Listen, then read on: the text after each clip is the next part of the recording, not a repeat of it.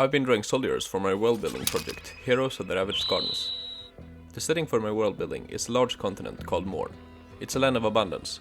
Crops and game grows large and plentiful, but so does things less favorable to humans. Massive beasts called wardens prowls the forests, and if you seek to avoid them, be careful where you take shelter. You might want to rest beneath a great old spruce tree, but suddenly you'll feel its roots wrapping around your ankles and pull you down into the dark earth.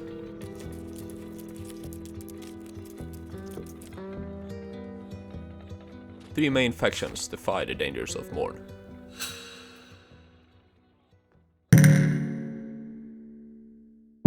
Most recently I've talked about the semi-nomadic Agir. There are many separate groups of Agir, so there is room for great variation in their design, but on average they'd be less proficient in ironworking than the domicile factions. Therefore their soldiers wear heavy lamellar armor, or gambeson and chainmail, which is easier to make than plate. As the Agir soldiers' main task is to keep the caravan safe from large predators during migration, long spears are widely used. They also use single-edged swords to a much wider extent than the others.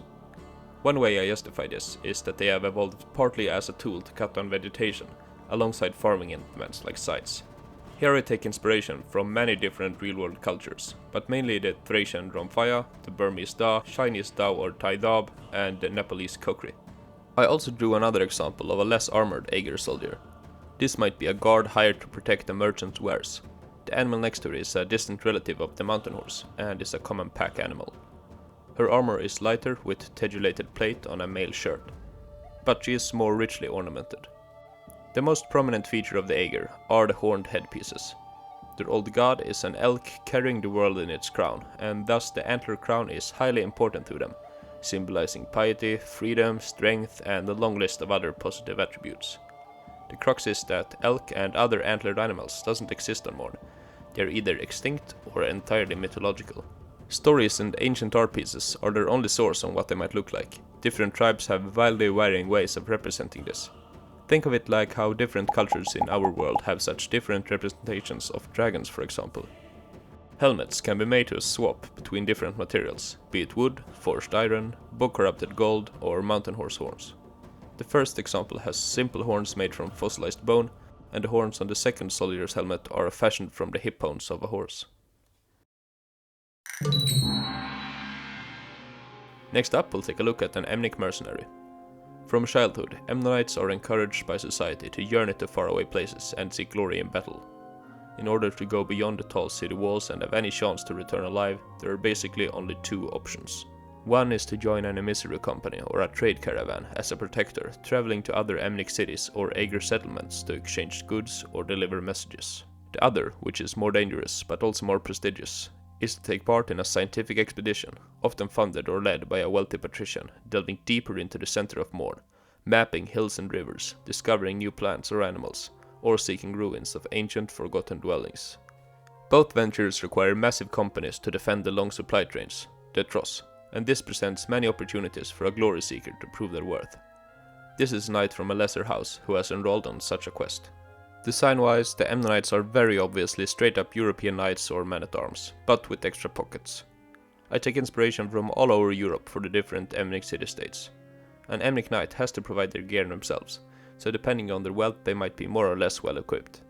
The knight in this drawing has almost a complete suit of decent plate armor, but with quilted gambeson protecting her hips and shoulders, and padded leather and chainmail protecting her shield arm. You often hear about how the Middle Ages were much more colorful than movies portray them, and I've turned this up to 11 in my world. Suits of armor are often painted or enameled, in this case with her house banners emerald green. On her shield and flag are painted their crest, a golden toad. There is a wealth of historic heraldry to draw from, and I think it's fun to try and use something other than the classic lion or eagle.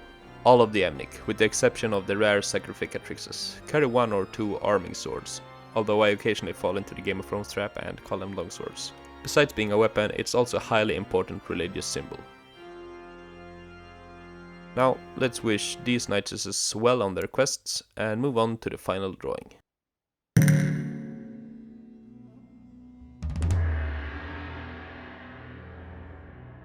The Maraki'ans are the faction we've seen the most of so far, with sculptures of a high-ranking war priestess, a bandit lord, and a ranger. Today we'll have a look at the common soldier. The The Maraki'an Soldier is on average the best equipped and make up the largest homogeneous force on Morne. Their armor and weapons are state provided and of high quality and modern design, a result of their mountain capital being home to the best metalworkers and craftsmen. They provide the Maraki with varied and innovative weapons, with different types of polearms, maces, hammers, crossbows or combination weapons. Whenever I discover a weird or fantastical medieval weapon, it goes straight into the Maraki'an armory. Through all their gear, the star motif and black and white stripes are common, both being symbols from their faith in the ancient prophet that governs their mountain state.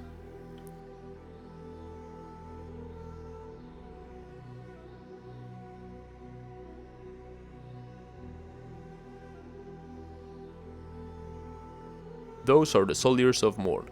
In order to keep the factions distinct, I have their armor designs loosely follow 3 different time periods, with the Agir in the early Middle Ages, the Emnics in the late Middle Ages, and the Maraki'ans in the early Renaissance, all filtered through the eyes of a major history noob. Their differing achievements on the tech tree is also a way to show how they are somewhat isolated from each other by the dangerous nature. There we go, I hope you liked the video.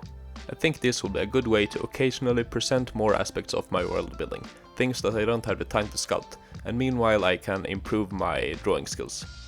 I hope I can maybe inspire some of you to present your own world building without feeling you have to be on the masterful level of Simon of Monstergarden and his Rust and Trenches videos, Treelancer's Iron Vessel, Jeff Brown and his Cloudrunner project, or Writfinch's Golden Bone. These are some of the guys that have inspired me to expand my world building this way. Be sure to check them out if you don't know about them already. They are all fantastic artists and illustrators. That's it for today. Take care.